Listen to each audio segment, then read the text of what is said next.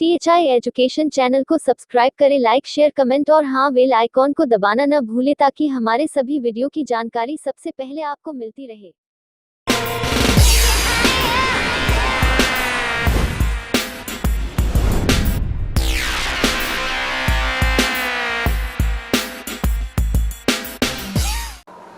Hello student, myself Naveen Verma.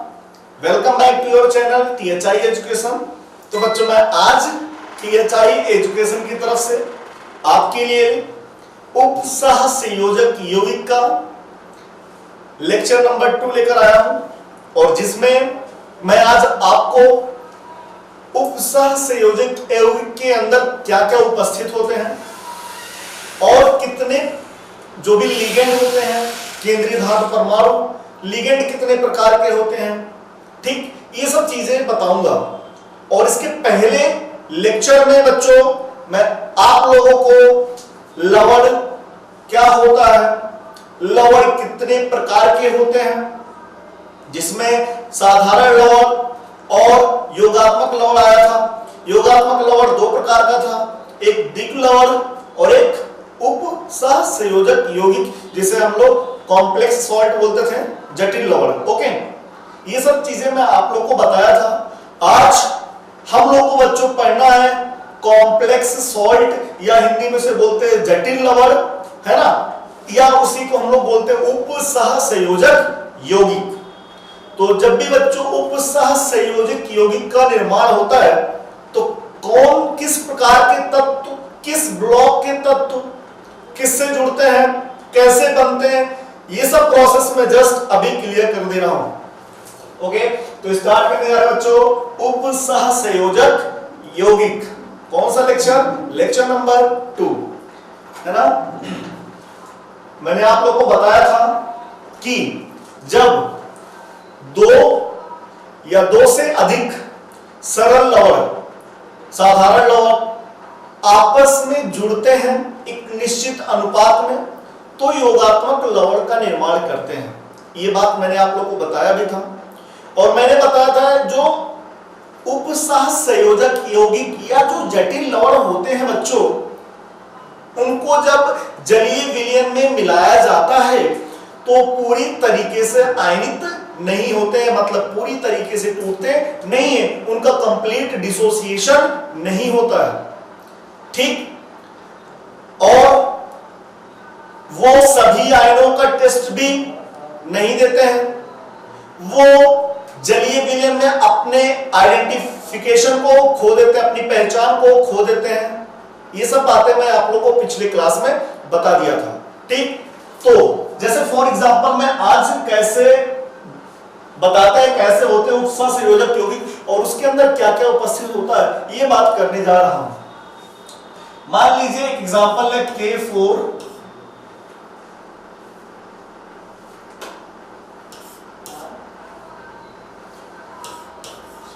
K4 FeCN का whole 6। एक example बच्चों K4 FeCN का होल 6, ठीक। ये एक उपसह संयोजक यौगिक है। क्या है? उपसह संयोजक यौगिक। ये अपने को एक उदाहरण पता है उपसह संयोजक यौगिक के अंदर K4 FeCN का होल 6। आपको दिखाई पड़ रहा है एक बड़ा ब्रैकेट लगा, इस ब्रैकेट बड़े ब्रैकेट के अंदर भी कुछ है और बड़े ब्रैकेट के बाहर भी कुछ उपस्थित है। तो वही चीज मैं आपको क्लियर कर दे रहा हूं बच्चों। जो छोटे से ब्रैकेट के अंदर बंद है उसको हम लोग बोलते हैं लिगेंड। क्या बोलते हैं? लिगेंड या संलग्नी बोलते हैं, ठीक। और जो लिगेंड से जुड़ा हुआ बड़े ब्रैकेट के अंदर होता है उसी को हम लोग बच्चों बोलते हैं केंद्रीय धातु परमाणु, ठीक। और बड़े ब्रैकेट से बाहर की तरफ जो आयन होते हैं उसको हम लोग काउंटर आयन बोलते हैं। क्या बोलते हैं? काउंटर आयन, ठीक। तो चलिए, जैसे मान लीजिए जब भी कोई कॉम्प्लेक्स सॉल्ट होता है, कोई भी संकर लवण होते हैं, तो कुछ ये ऐसे ही होते हैं बच्चों, MLX, यहां छोटा ब्रैकेट लगा दे रहा हूं, है ना, ML, और यहाँ पे एक जो भी है X Y Z capital X लगा दे रहा हूं। हो सकता है वहां पे जो आयन हो वो आगे की तरफ कैटायन हो या पीछे की तरफ एनायन हो। तो जो बाहर की तरफ आयन है या जो काउंटर आयन है वो धनात्मक आवेश वाला भी हो सकता है या ऋणात्मक आवेश वाला भी हो सकता है। ठीक बच्चों, अब मान लीजिए ये टूट गया, ये कुछ टूटा इस तरीके से, देखिएगा x के ऊपर मान लीजिए प्लस n चार्ज आया, प्लस m l का होल x का उतना ही कितना चार्ज आएगा, उतना ही माइनस चार्ज आएगा। तो ये कॉम्प्लेक्स आयन है, ये जटिल आयन है। क्या है? जटिल आयन है। ठीक, और इस आयन को हम लोग क्या बोलते हैं बच्चों? Counter ion. इस आयन को हम लोग क्या बोलते हैं? काउंटर आयन, है ना। तो जो आयन ब्रैकेट के अंदर रहते हैं उसे हम लोग क्या बोलते हैं? जटिल आयन। और जो ब्रैकेट से बाहर की तरफ आयन उपस्थित होता है उसको हम लोग काउंटर आयन बोलते हैं। ठीक, अब इस जटिल आयन के अंदर आपको दिखाई पड़ रहा होगा बच्चों, एक M है और एक L है। इस M को हम लोग बोलते हैं केंद्रीय धातु परमाणु। क्या बोलते हैं? केंद्रीय धातु परमाणु। और ये जो L है बच्चों, इसका नाम क्या है? लिगेंड नाम है। क्या? लिगेंड। और जो X है, X क्या बता रहा है? कितने लिगेंड हैं, लिगेंडों की संख्या को बता रहा है। और लिगेंडों की संख्या को हम लोग बोलते हैं बच्चों उपसहसंयोजक यौगिक। क्या बोलते हैं? उपसहसंयोजक संख्या। उपसहसंयोजक संख्या, यौगिक नहीं, है ना। तो x का जो वैल्यू होता है, x का जो मान होता है उसे हम लोग बच्चों बोलते हैं उपसहसंयोजक संख्या। ठीक, दो स्फीयर होता है, ये जो ब्रैकेट के अंदर का जो क्षेत्र है इसे हम लोग बोलते हैं बच्चों उपसहसंयोजक क्षेत्र, है ना। और ये जो बाहर की तरफ का क्षेत्र है इसे हम लोग बोलते हैं आयोनाइजेशन स्फीयर या इसे हिंदी में आयन क्षेत्र भी बोलते हैं। ठीक, अब देखिएगा सर, इसका मतलब जब भी कोई कॉम्प्लेक्स या जट संकर लवण का निर्माण होता है तो उसके अंदर क्या होता है? केंद्रीय धातु परमाणु होता है और क्या होता है? लिगेंड होता है बच्चों। बाहर आयन हो या ना हो उससे मतलब नहीं है, लेकिन उसके अंदर एक लिगेंड होता है या एक से ज्यादा लिगेंड होगा और केंद्रीय धातु परमाणु उपस्थित होता है। ये जो केंद्रीय धातु परमाणु होता है बच्चों, ये डी ब्लॉक के तत्व होते हैं। मुख्यतः कहां के होते हैं? डी ब्लॉक के तत्व होते हैं। क्यों केंद्रीय धातु परमाणु डी ब्लॉक के तत्व क्यों होते हैं? बहुत सारे रीजन है बच्चों। पहले एक रीजन मैं आपको क्लियर कर दे रहा हूं, क्योंकि इनके पास खाली जगह होता है, वैकेंट डी ऑर्बिटल होता है, रिक्त डी कक्षक उपस्थित होता है इनके पास। तो इनके पास क्या होता है? रिक्त डी कक्षक उपस्थित होता है, रिक्त डी कक्षक उपस्थित होता है। किसके पास? केंद्रीय धातु परमाणु के पास। इसलिए ये साधारणतः डी ब्लॉक के तत्वों को ही केंद्रीय धातु परमाणु के रूप में लिया जाता है। लिगेंड, लिगेंड क्या करता है? लिगेंड बच्चों अपना इलेक्ट्रॉन केंद्रीय धातु परमाणु को देकर के जुड़ जाता है और फिर उपसहसंयोजक यौगिक का निर्माण करता है ना। तो मैं एक एक करके स्टार्ट कर रहा हूं। सबसे पहले मैं आप लोग को बता दे रहा हूं लिगेंड क्या होता है, केंद्रीय धातु परमाणु क्या होता है। तो वो चलिए स्टार्ट कर रहा हूं बच्चों। ये तो सामान्यतः बस ऐसे दिखा रहा था, अब स्टार्ट कर रहा हूं। केंद्रीय धातु परमाणु, मान लीजिए डिफिनीशन आ गया, परिभाषा आ गया कि केंद्रीय धातु परमाणु किसे कहते हैं। केंद्रीय धातु परमाणु किसे कहते हैं? तो आप क्या बताएंगे? उपसह संयोजक यौगिक के अंदर या संकर लवण के अंदर जो धातु लिगेंड से इलेक्ट्रॉन लेकर के बंध का निर्माण करते हैं उसे हम लोग केंद्रीय धातु परमाणु कहते हैं। ठीक, तो क्या मैं यहां लिख सकता हूं, यह लिगेंडों से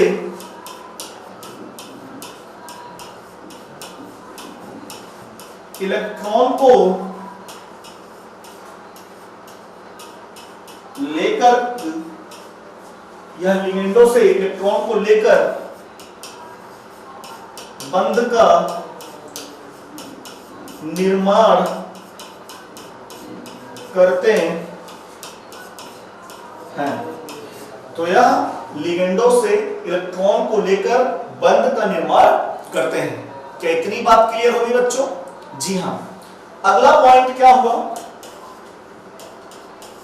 अगला पॉइंट, क्या ये साधारणता डी ब्लॉक के तत्व होते हैं? जी हां बच्चों, ये साधारणतः डी ब्लॉक के तत्व होते हैं। क्योंकि आपको ये भी पता चलेगा क्यों होते हैं, क्योंकि डी ब्लॉक के तत्वों के पास खाली जगह होता है और खाली जगह होगा तभी ये लिगेंडों से इलेक्ट्रॉन ले पाएंगे, और जब लिगेंडों से इलेक्ट्रॉन को ले लेंगे तभी ये बंध का निर्माण कर पाएंगे। तो क्योंकि डी ब्लॉक के तत्वों के पास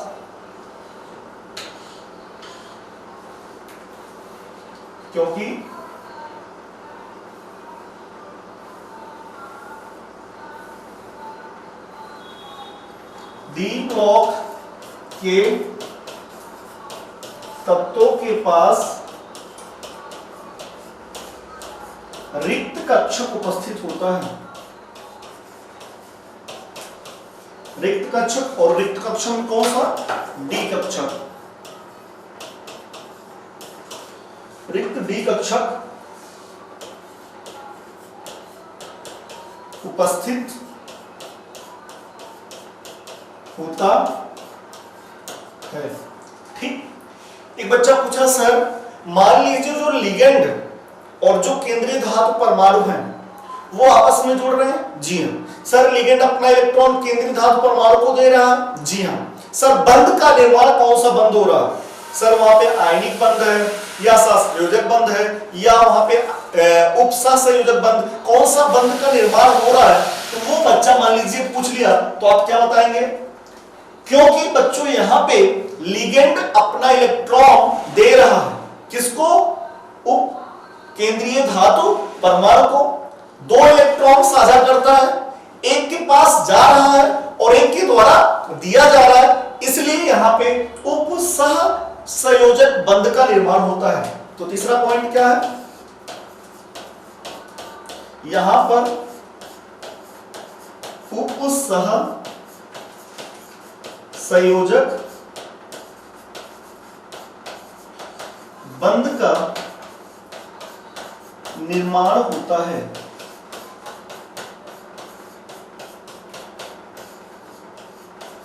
ठीक, केंद्रीय धातु परमाणु किसे कहते हैं? यह लिगेंडों से इलेक्ट्रॉन को लेकर के बंध का निर्माण करते हैं। ये साधारणतः डी ब्लॉक के तत्व होते हैं, क्योंकि डी ब्लॉक के तत्वों के पास रिक्त डी कक्षक उपस्थित होते हैं, और रिक्त डी कक्षक उपस्थित होगा तभी ये इलेक्ट्रॉन ले पाएगा, और इलेक्ट्रॉन ले पाएगा तभी ये बंध का निर्माण कर पाएगा।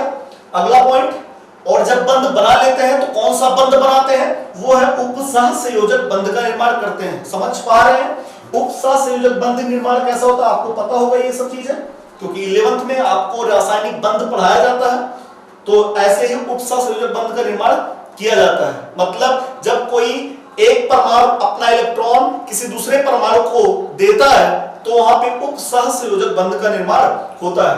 तो बच्चों, अगर केंद्रीय धातु परमाणु के बारे में लिखने को आ रहा है तो बस आपको इतना ही लिखना है। बट अगर नंबर ज्यादा है ना, मान लीजिए 5 नंबर का आ रहा है, तो ऐसा नहीं होगा कि 5 नंबर का आएगा, 1 नंबर से 2 नंबर का आता है, तो आपको इतना ही लिखना है ना, क्योंकि आपके एनसीईआरटी इतनी ही बताइए केंद्रीय धातु परमाणु के बारे में।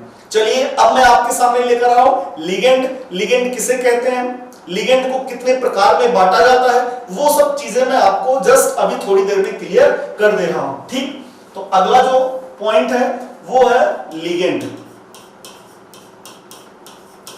और लिगेंड को हिंदी में बच्चों क्या बोलते हैं, संलग्नी। ठीक, चलिए अभी अभी मैंने आप लोग को बताया जो संकर लवण होते हैं या जो उपसह संयोजक यौगिक होते हैं उसके अंदर एक केंद्रीय धातु परमाणु होता है और दूसरा कौन होता है, लिगेंड। एक इलेक्ट्रॉन लेकर के बंधन का निर्माण करता है और दूसरा इलेक्ट्रॉन को दे करके बंध का निर्माण करता है। तो जो इलेक्ट्रॉन को लेकर बंध का निर्माण कर रहा है उसे क्या बोलते हैं, केंद्रीय धातु परमाणु। और जो इलेक्ट्रॉनों को दे करके बंध का निर्माण करने वाला है उसी को नाम क्या बोलेंगे बच्चों, लिगेंड। तो मैं बात करूं क्या यह क्या करता है, यह केंद्रीय धातु परमाणु को अपना इलेक्ट्रॉन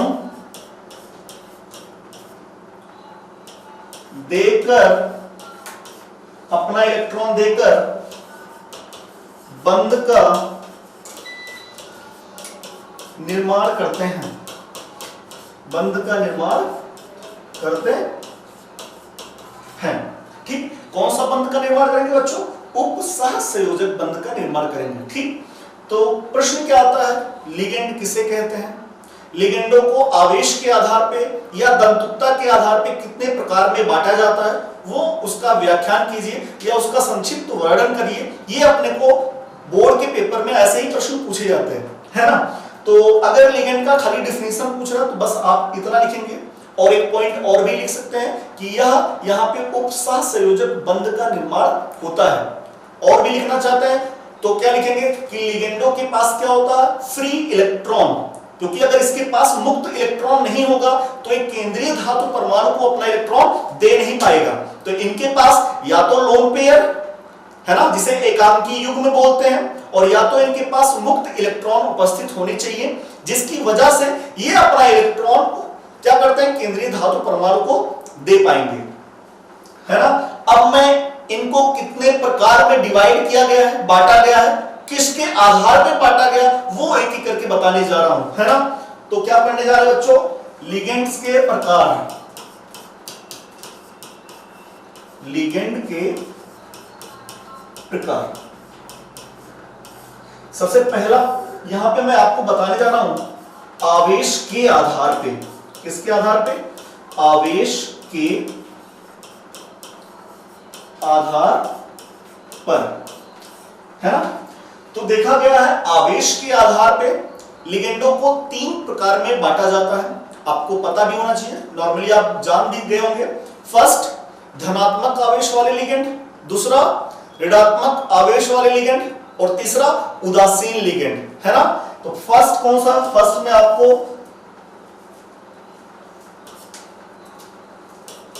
फर्स्ट धनात्मक आवेश वाले लिगेंड, या इसे हम लोग बोलते हैं कैटायनिक लिगेंड। ठीक, धनात्मक आवेश वाले लिगेंड या कैटायनिक लिगेंड, है ना। क्या इनके ऊपर चार्ज कौन सा होगा, कौन सा आवेश होगा, धनात्मक आवेश होगा, है ना। तो इसके अंदर क्या लिखेंगे, ऐसे लिगेंड जिसके ऊपर धनात्मक आवेश होता है उसे हम लोग क्या बोलते हैं, धनात्मक आवेश वाले लिगेंड। एग्जांपल बच्चों, इसका एग्जांपल जैसे NO+ है ना, दूसरा मान लीजिए NH4+ है ना। तो फिलहाल NH4+ बहुत सारे बच्चे अमोनियम आयन को लिगेंड बोलते हैं, जी नहीं, क्योंकि उसके पास लोन पेयर नहीं होता है। तो मैं यहाँ पे एक दूसरा ले रहा हूं NH2 NH3+, है ना। तो यहाँ पे जब इनका नाम लिखते हैं, धनात्मक आवेश वाले लिगेंडों का जब नाम लिखा जाता है तो यहाँ पे इयम पूर्व लग्न का ऐड करते हैं, है ना। इयम वर्ड जोड़ते हैं, इयम शब्द जोड़ते हैं कहां पे, लास्ट में, यहां पे लिख रहा हूं लास्ट में, है ना। अब लास्ट को क्या बोलते हैं, पूर्व लग्न बोलते हैं या अनुलग्न बोलते हैं, आप देख लीजिएगा। तो इसका जैसे नाम होता है, इसका होता है नाइट्रोसियम, तो यहां पे इसका नाम बोलेंगे नाइट्रोसोनियम,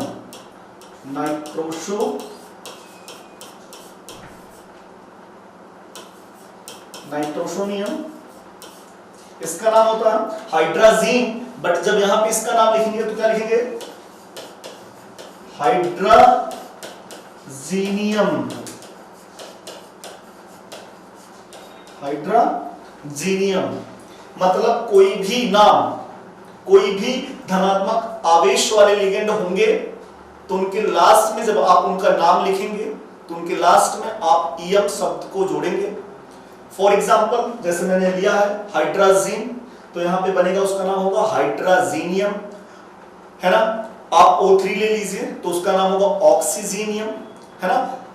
CO+ ले लीजिए तो कार्बोनिल बोलते हैं, कार्बोक्सीजीनियम बोलते हैं उसे। तो जो भी आप ले सकते हैं।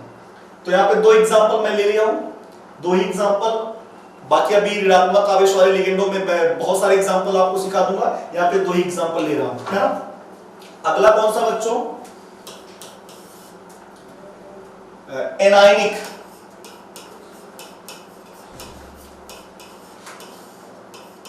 Anionic ligand.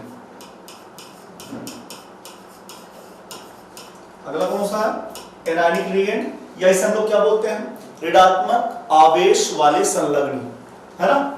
चलिए देखते हैं, जब इनका नाम लिखते हैं, इनका जब हम लोग आईपीसी नेम कह सकते हो, आईपीसी नेम, तो हम लोग नॉर्मली एनायनिक लिगेंडों का नाम लिखते समय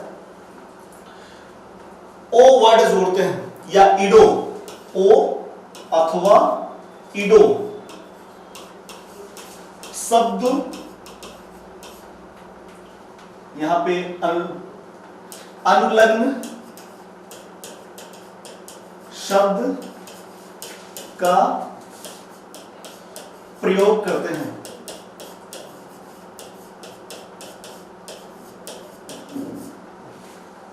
ओ अथवा इडो अनुलग्न शब्द का प्रयोग करते हैं। जैसे एग्जांपल देखिएगा, उदाहरण बच्चों F- है ना, इसका नाम आपको फ्लोरीन या फ्लोरो बोलते थे इसके पहले, तो देखिए ओ आ गया, या तो फ्लोरो बोल दीजिए या इसी का नाम होता फ्लोराइडो, फ्लोराइडो। Cl-, Br-, I-, इसका नाम क्या हो जाएगा, क्लोराइडो। इसका नाम क्या हो जाएगा बच्चों, ब्रोमाइडो, तो यहां लिख दे रहा हूं क्लोराइडो। इसका नाम हो जाएगा ब्रोमाइडो।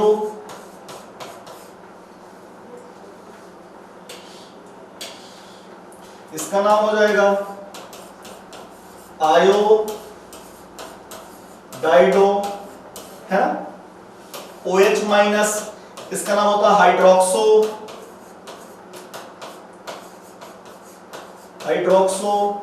या C2O4-2, इसका नाम होता है ऑक्सिलेटो,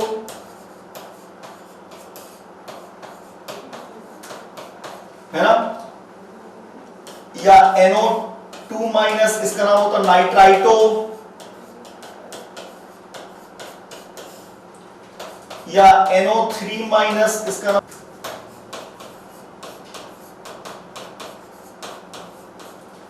NO3- क्या, नाइट्रेटो। HCO3-, इसका नाम होता बाई कार्बोनेटो, है ना। CO3-2, इसका नाम क्या होगा बच्चों, कार्बोनेटो। बहुत सारे एग्जांपल्स हैं, है ना। तो फ्लोराइडो, क्लोराइडो, ब्रोमाइडो, आयोडाइडो, हाइड्रोक्सो, ऑक्सिलेटो, नाइट्राइटो, है ना। पैरोक्साइडो, ऑक्साइडो, O-2 को ऑक्साइडो बोलते हैं, O2- को देखिएगा O-2 को या O2- या O-, है ना, O2-2, O2 माइनस, देखिएगा इसका नाम होता है ऑक्साइडो। जब ऑक्सीजन, एक ऑक्सीजन के ऊपर दो नेगेटिव चार्ज होता है उसको बोलते हैं ऑक्साइडो। यहां पे दो ऑक्सीजन के ऊपर दो नेगेटिव चार्ज, तो एक ऑक्सीजन के ऊपर एक, तो इसे बोलते हैं परऑक्साइडो।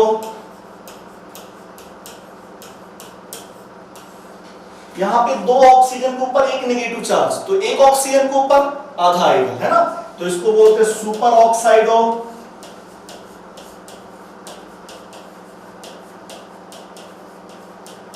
ये सब किसके एग्जांपल है बच्चों?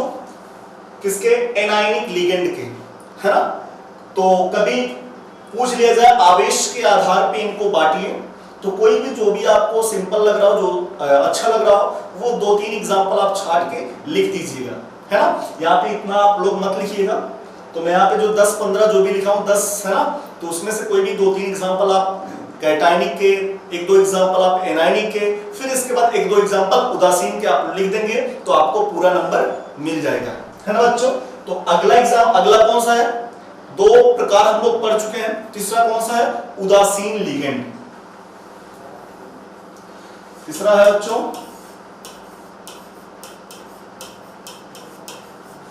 उदासीन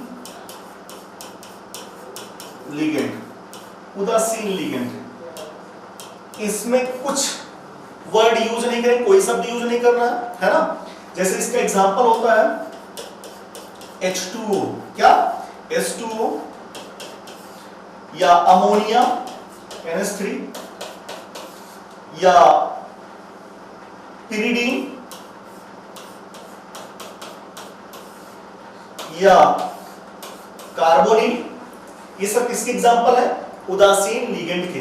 तो H2O का नाम बच्चों यहां हम लोग बोलेंगे एक्वा। क्या नाम बोलते हैं? एक्वा, है ना। अमोनिया का नाम बोलते हैं एमाइन। क्या? एमाइन। पिरिडीन का नाम पिरिडीन ही बोलेंगे, और CO को क्या बोलेंगे यहां पे? कार्बोनिल। कार्बोनिल, है ना। तो ये सब किसी एग्जांपल है? उदासीन लिगेंड के उदाहरण है, ठीक। तो कभी आपसे पूछा जाए लिगेंड किसे कहते हैं, और आवेश के आधार पे लिगेंडों को कितने भागों में डिवाइड किया गया है, बांटा गया है, वो उसका संक्षिप्त वर्णन करिए। तो बच्चों आप यही पूरा लिखेंगे, जैसे यहाँ पे लिखा गया वैसे ही आपको लिखना है। देखिएगा, लिगेंड किसे कहते हैं? यह केंद्रीय धातु परमाणु को अपना इलेक्ट्रॉन देकर उपसंयोजक बंध का निर्माण करते हैं। लिगेंड के प्रकार आवेश के आधार पे धनात्मक आवेश वाले लिगेंड, फिर इसके बाद जिसे हम लोग कैटायनिक लिगेंड बोलते हैं, फिर इसके बाद एनायनिक लिगेंड, फिर इसके बाद उदासीन लिगेंड। ओके बच्चों, तो बच्चों आज हम लोग क्या पढ़े? लिगेंड किसे कहते हैं, केंद्रीय धातु परमाणु किसे कहते हैं, और लिगेंडों को आवेशों के आधार पे कितने प्रकार में बांटा गया है, ये सब चीजें आपको पता चल गया है ना बच्चों। इसके बाद एक चीज और होता है, दंतुकता के आधार पे लिगेंडों को बांटा जाता है ना। दंतुकता कहने का मतलब कि लिगेंड कितने इलेक्ट्रॉन दे रहे हैं। मान लीजिए मैं लिगेंड हूं और मेरे अंदर एक ही परमाणु है जो इलेक्ट्रॉनों को दे रहा है, तो आप मुझे बोलेंगे सर आप एक दंतुक लिगेंड हैं। लेकिन मैं थोड़ी देर बाद ऐसा था कि मेरे अंदर 2 परमाणु थे जो इलेक्ट्रॉनों को दे रहे थे, तो आप मुझे क्या बोलेंगे? सर आप इस टाइम आप द्विदंतुक लिगेंड हैं। लेकिन आप थोड़ी देर बाद आप फिर से आए चेक करने के लिए कि सर इस टाइम कौन सा दंतुक लिगेंड है। आप देखें कि मेरे अंदर 10 या 15 या 20, 50 परमाणु ऐसे थे जो इलेक्ट्रॉनों को दे रहे थे, तो आप क्या बोलेंगे? सर आप बहुदंतुक लिगेंड हैं। तो इसका मतलब दंतुक कहने का मतलब है बच्चों कि लिगेंड के अंदर कितने परमाणु इलेक्ट्रॉनों को दे रहे हैं, वही होता है दंतुक शब्द, है ना। तो दंतुकता के आधार पे लिगेंडों को एक दंतुक लिगेंड में बांटा गया है, द्विदंतुक लिगेंड और बहुदंतुक लिगेंडों में बांटा गया है। फिर बहुदंतुक के अंदर हम लोग पढ़ेंगे त्रिदंतुक, है ना। तो ये जो दंतुकता के आधार पे लिगेंड है बच्चों, ये हम लोग पढ़ेंगे नेक्स्ट लेक्चर में। और इसके बाद फिर मैं आपको नेक्स्ट लेक्चर में IUPAC नॉमेनक्लेचर पढ़ाऊंगा, और बहुत ही इंपॉर्टेंट होता है, जो कि बोर्ड में हर साल 1 आध नंबर का क्वेश्चन यहां से आता है है ना। तो अगला जो लेक्चर होगा वो भी बहुत ही इंपॉर्टेंट होगा, तो प्लीज आप लोग अगला लेक्चर भी देखिएगा और इसको भी देखिएगा। तो मैं ज्यादा टाइम का वीडियोस तो नहीं बना रहा हूं ताकि आपको बोरियत ना महसूस हो, है ना। मिलेंगे अगले लेक्चर में बच्चों IUPAC नॉमेनक्लेचर के साथ। ओके।